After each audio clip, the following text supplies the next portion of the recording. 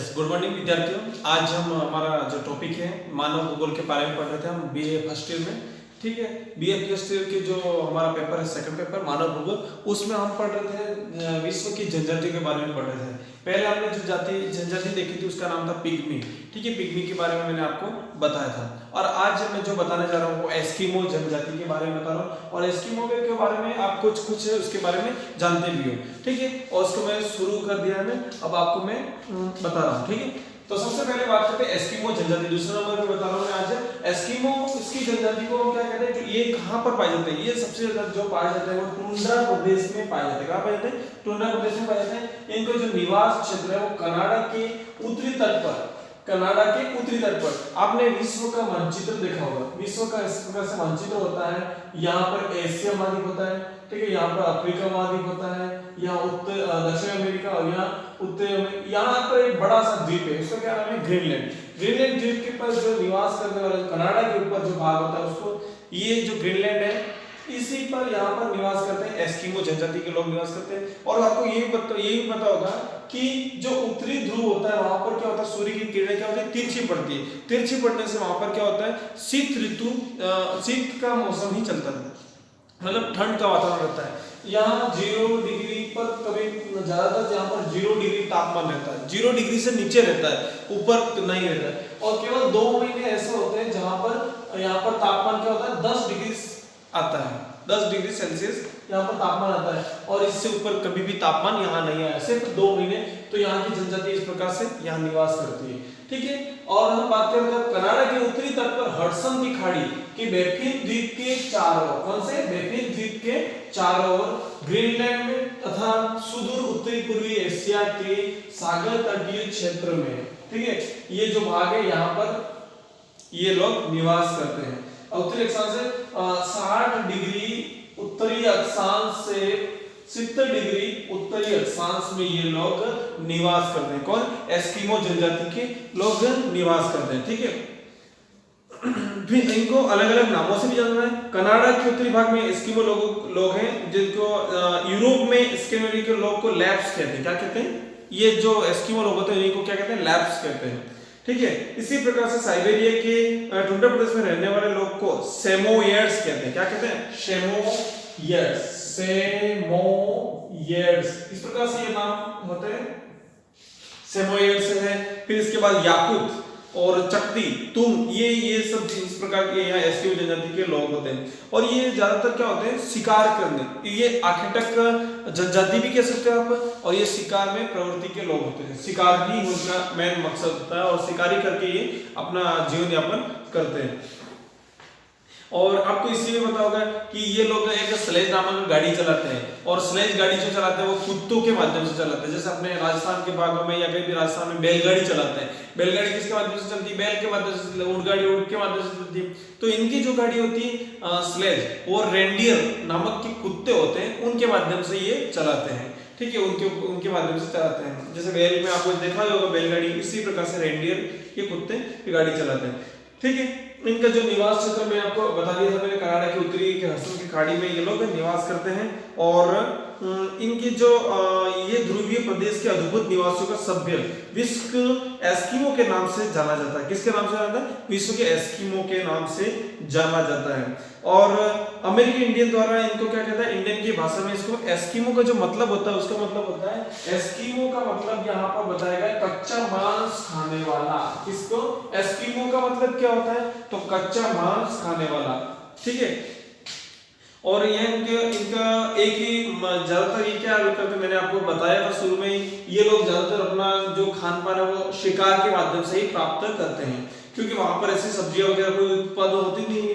तो ये वहां पर सबसे ज्यादा क्या होता है, जानवर होते हैं, जानवरों का शिकार करके ये लोग खाते हैं। इनका तरीका रहन सहन बहुत ही अलग प्रकार का होता है, मैं अभी और आपको बताने वाला हूँ। ठीक है, एस्किमो लोग स्वयं को अपने को इन्यूट कहते हैं। क्या कहते हैं? अपने खुद को इन्यूट कहते हैं, इन्यूट। ठीक है, या यूथ भी का भी प्रयोग होता है यहाँ पे यू। ठीक है, इन्यूट भी कहते हैं अपने आप को। और उनकी भाषा में यह किसी सामान्य अर्थ में उनकी भाषा में मानव से लिया गया। किससे लिया गया? मानव से लिया गया। अब हम बात करेंगे परिवेश के बारे में, बात करेंगे। शीत ऋतु लंबी होती है, मैंने आपको बताया था शीत ऋतु यहाँ क्या लंबी होती है, शीत ऋतु क्या होती है? लंबी होती है।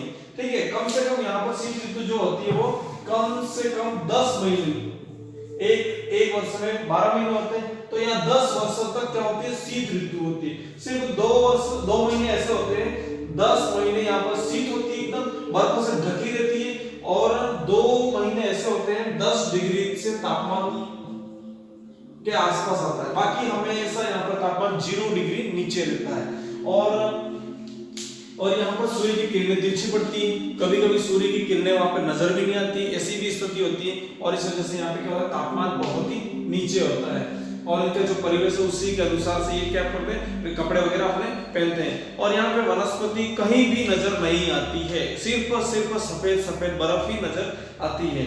और वर्ष में केवल 2 महीने ऐसे होते हैं जिनमें तापमान हिमांशी ऊपर रहता है, मैंने आपको पहले बता दिया। और बाकी 10 महीने जो तापमान होता है वो हमेशा 0 डिग्री के नीचे रहता है।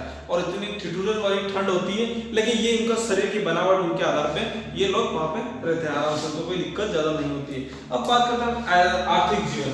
आर्थिक जीवन या व्यवस्था, ये माउपोग या इतरपोग मैंने यहाँ पे लिखा है, सील्स का शिकार करते हैं, ये मछली का शिकार करते हैं। और ये क्या करते हैं, हमेशा इनका जो जीवन यापन होता है सिर्फ एक आखेट यानी शिकार करके ही अपना भोजन भरण पोषण करते हैं। और जलीय जीव जंतुओं में शील, वॉलरस, हील, अन्य मछलियों का भी शिकार करते हैं। और शिकार करने के लिए इनके पास एक भाला होता है जिसे क्या कहते हैं, हार्पून कहते हैं। ठीक है, क्या कहते हैं, भाले का नाम है हार्पून। हार्पून किसे कहते हैं, परीक्षा में पूछा जाए तो लिख देना, शिकार मछली का शिकार करने के लिए हार्पून नामक भाले का प्रयोग किया जाता है, उसको क्या कहते हैं, हार्पून कहते हैं।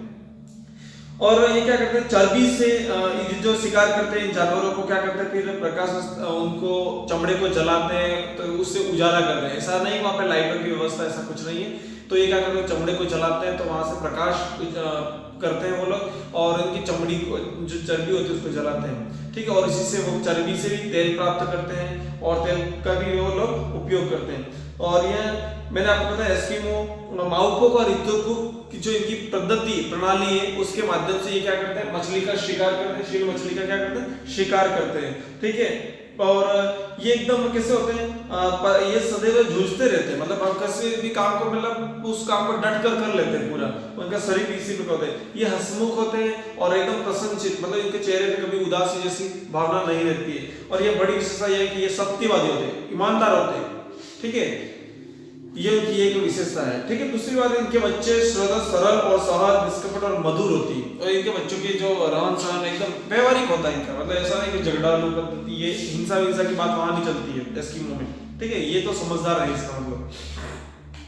दूसरी बात करते हैं, ये सील और वालरस का भी शिकार करते हैं। ठीक है, बड़े धैर्य से करते हैं। और इनका शरीर कैसा बना होता है वो मैं आपको बता देता हूँ। इनकी जो लंबाई होती है 150 से 160 सेंटीमीटर होती है। कितनी होती है, 150 से 160 सेंटीमीटर इनकी लंबाई होती है।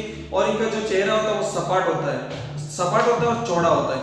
इनके बाल भद्दे और काले होते हैं। कैसे होते हैं, मतलब अच्छे बाल नहीं होते, भद्दे होते हैं। और इनके जो बाल होते हैं वो काले होते हैं। इनका रंग मैंने आपको बता दिया। इनकी त्वचा का जो रंग होता है वो भूरा होता है और पीला होता है। ठीक है, पीला मतलब येलो। इनके आंखों का रंग हल्का और कत्थई होता है, पलकें तिरछी होती हैं, सिर लंबा और गालों की हड्डियां ऊंची और चेहरा गोल व चौड़ा, दांत सफेद और मजबूत होते हैं। इनके दांत कैसे होते हैं, सफेद और मजबूत क्यों होते हैं, क्यों, क्योंकि हमेशा क्या करते हैं, जानवरों का शिकार करके उन्हीं को खाते हैं, तो दांत तो ऐसे मजबूत हो जाएंगे। ठीक है, अब दूसरी बात है, इनका कद की दृष्टि से एस्किमो मंझोले कद के भी होते हैं। इनका शरीर हष्ट-पुष्ट पुट्ठे मांसल होते हैं। मतलब ठीक है, इनकी बॉडी जो होती है पीछे की बैक साइड की तरफ वो भी मजबूत होती है। और स्त्री अपने बालों के सिर में ऊपर से एक प्रकार के जुड़े के आकार में बांध रखती है। जैसे ऊपर औरतें होती है वो क्या करती है, अपना बांध देती है बालों को। ठीक है, और ये जो पुरुष होते हैं वो अपने बालों को कभी कटवाते नहीं है। क्या करते हैं, कटवाते नहीं, उनके ऐसी व्यवस्था ही नहीं है वहां पे, क्योंकि अपने नाई वगैरह की व्यवस्था हो जाए। ठीक है, आगे हम बात करते हैं। मैंने बता दिया ये शिकार भी करते हैं। शिकार 3 प्रकार से करते हैं। एक तो होता है एक तो शिकार शीतकालीन में शील मछली का शिकार करते हैं। शील का शिकार करते हैं, उसे क्या कहते हैं, माउपोक कहते हैं। शीतकालीन में करते हैं, वह क्या करते हैं, वहां पे एक खड्डा होता है, जैसे वहां पे खड़े रहते हैं, बहुत समय तक खड़े रहते हैं, हार्पून लेके, हार्पून मतलब भाई भाला लेके खड़े रहते हैं। और जैसे उसके अंदर बर्फ के वहां पे तो तालाब वगैरह होते नहीं, तो जहां पे थोड़ा सा भाग होता है, थोड़ा सा पानी दिखता है या बर्फ दिखती है, तो आप थोड़ा सा तो मछली क्या करती है, जो मशीन मछली वगैरह होती है श्वसन क्रिया करने के लिए ऊपर आती है, बुलबुले जैसे आते हैं वो क्या करते हैं, उसी के माध्यम से उसके मुंह पे मार देते हैं भाला, और भाला जैसे ही लगता है तो क्या होता है, फंस जाता है अंदर, फंसने के बाद उसको निकाल लेते हैं और उसको फिर क्या कहते हैं, भोजन के रूप में प्रयोग करते हैं ये लोग। ठीक है, ये मैंने आपको बता दिया किसके बारे में, शीतकालीन काल में मछलियों का शिकार किस प्रकार करते हैं मैंने आपको बताया। ठीक है, फिश सील की मछली के कैरिको की जल्दी की अपेक्षाकृत शीघ्र जलती है और अधिक ताप देती है, इसलिए इसका प्रयोग कर, ये सील मछली के जो होता है इसको ईंधन के रूप में भी इसका प्रयोग करते हैं। ठीक है, आज मैं आपको इतना ही बताऊंगा, कल मैं आपको बताऊंगा बसंतकालीन के जो आखेट करते हैं, ग्रीष्मकाल में क्या आखेट करते हैं, भोजन इनका क्या है और इनके वस्त्र कौन से पहनते हैं, इनके घर को क्या कहते हैं, वो मैं बताने वाला हूँ। और इसके इनके परिवहन के साधन में स्लेज, कायक, उमियां, ईंधन, ये सब मैं आपको कल वाले लेसन में बताऊंगा। ठीक है, आज इसके पीडीएफ जो मैं आपको पहुंचा दूंगा। ठीक है, धन्यवाद, रोज पढ़ते रहिए।